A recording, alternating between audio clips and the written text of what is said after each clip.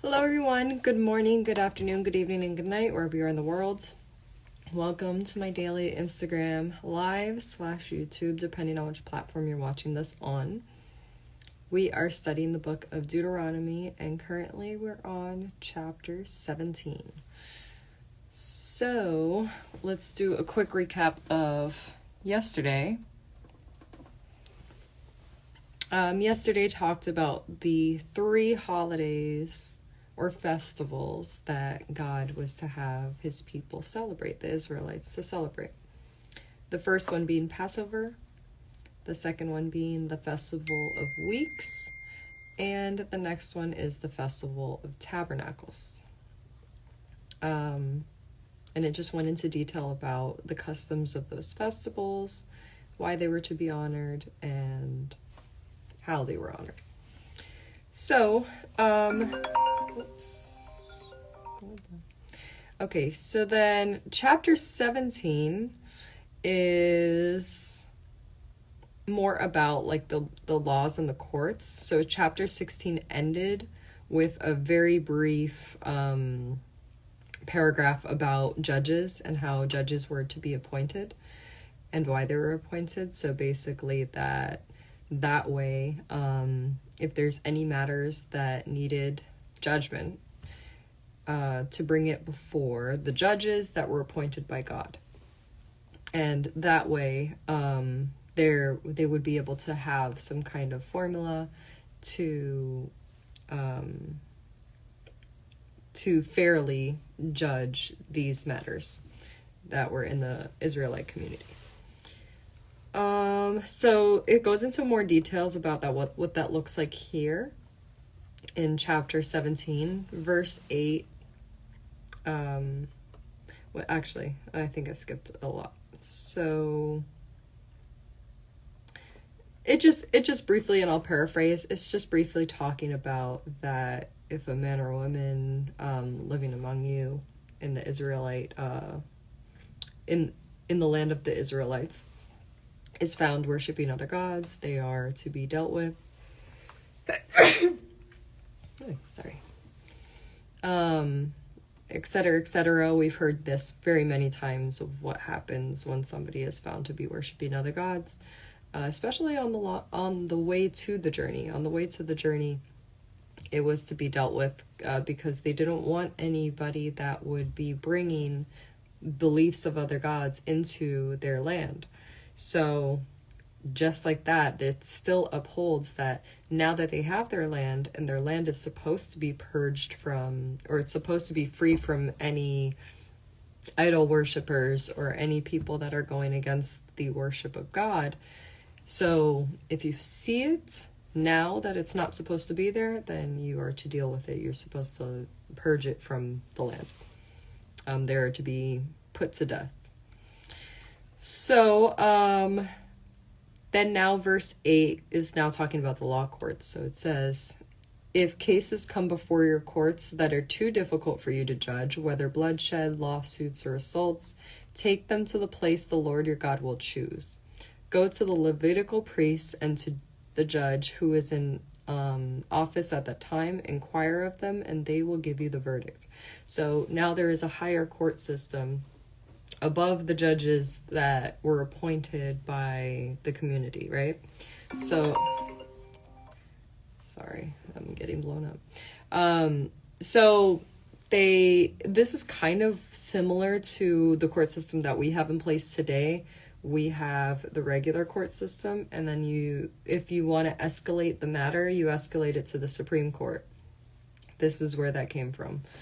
So, now, the Levitical priests were appointed by God, and God trusted these people to be appointed because he knew that they were going to uphold his commands as they were of him. They were directly from him, of him.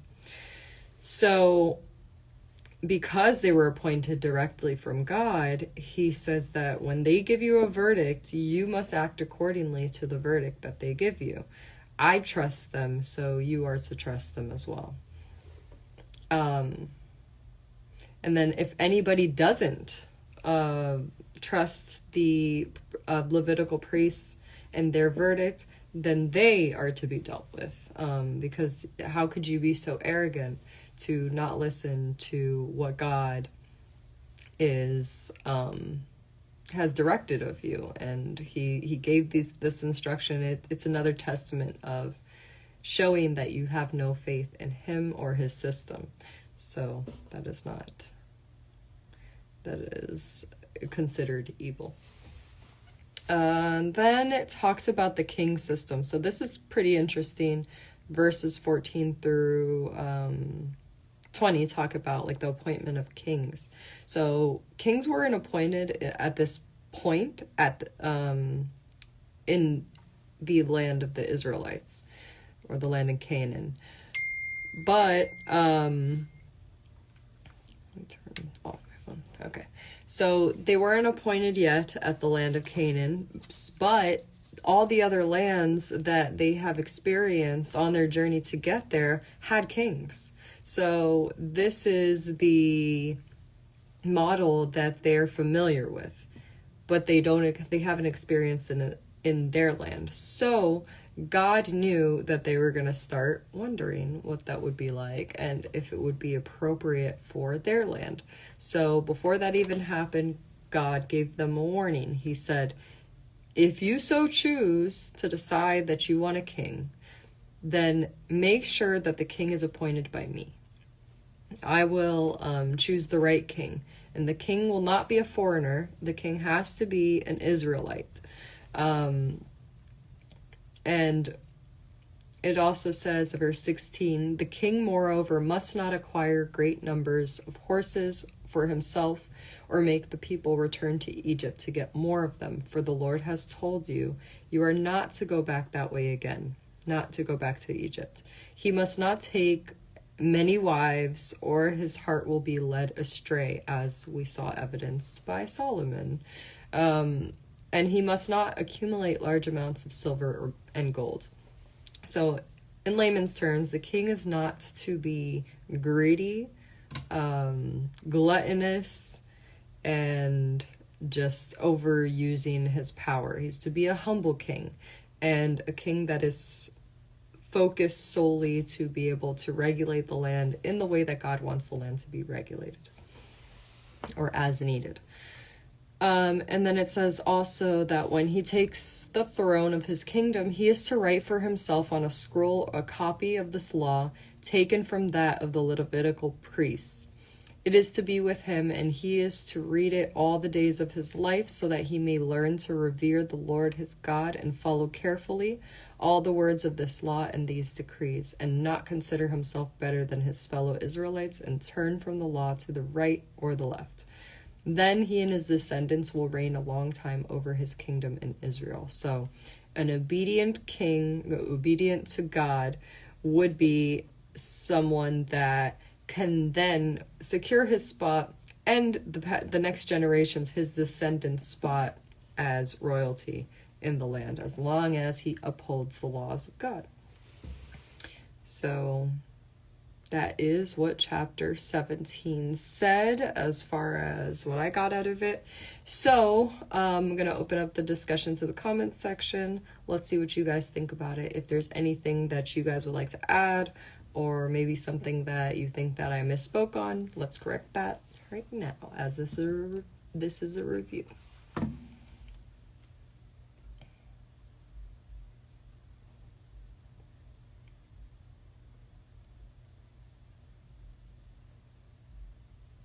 Do you believe in the Old Testament? Of course I do. The Old Testament provides a lot of historical information that can be proven today.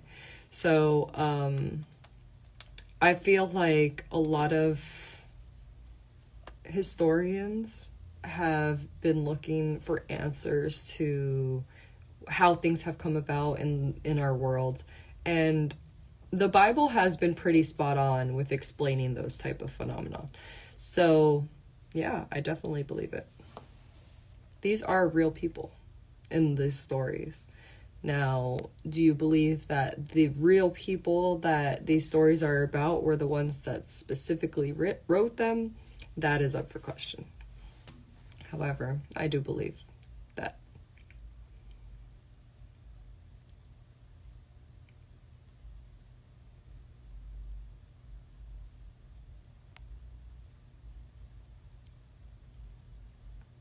Levites were trusted with good judgment. Absolutely. They were appointed for that reason. They were trusted so much that I think that it's very telling that God said the Levites are to not have an inheritance. And they still remained faithful. And they still knew that God was going to have their back by, maybe they weren't going to have an inheritance of a land or whatever, but all of the community was going to have them, and they were to feel supported, but in the grand scheme of things, whereas the other tribes were kind of, I mean, they were given their inheritance, and that was really it. The rest of the community was not meant to necessarily look after them or give them a percentage, like the tithing, of their crops, their shares, their money, etc. So the Levites were very blessed, and they were very trusted.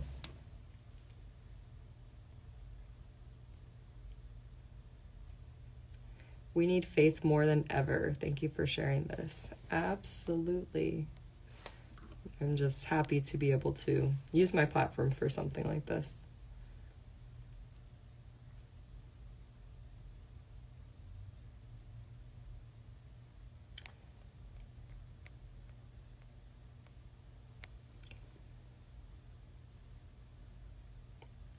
What prophecy from Old Testament do you believe is present?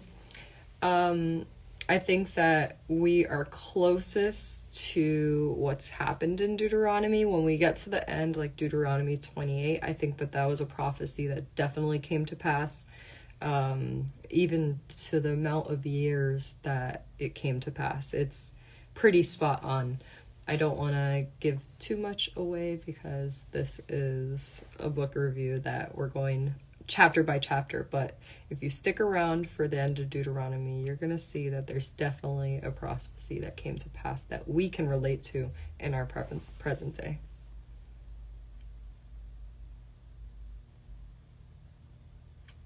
Lemire says, the same system is used today. Levi are judges, and the king is the chief executive over the people.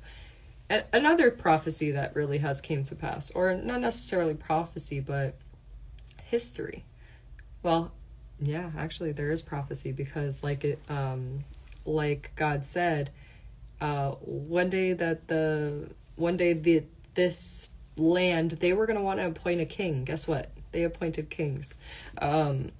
So the judging system, this is all an explanation of our history, why we have the systems that we have in place today. There was another example of something that was in place today that was from the book of Deuteronomy, and I can't remember what it was. It was a couple chapters ago. And I remember saying, oh, that's right. Oh, something about the 7 years. Oh, the 7 years of forgiving the debt. That was chapter 15.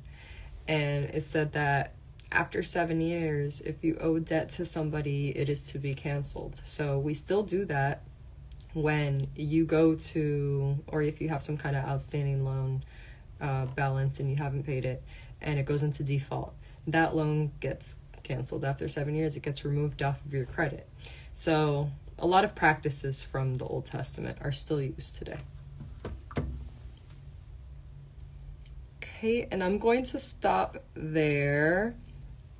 Thank you guys for tuning in. This was I feel like it was a chapter that was pretty easy and self-explanatory to understand, because we're living it now. We are living the court system, so we understand it very well. So tomorrow we are going to be breaking because it's going to be the weekend. So I will see you guys back on Monday. Over the weekend, I'm going to have time to catch up on uploading the YouTubes, as I've had some internet problems. I have to, like, it's a process. I have to screen record the lives, and then I have to upload them. So it takes a little bit longer than it should. Unfortunately, they don't just let me save the lives like they used to. But neither here nor there. Thank you guys for tuning in, and I hope you have a great weekend. Ciao.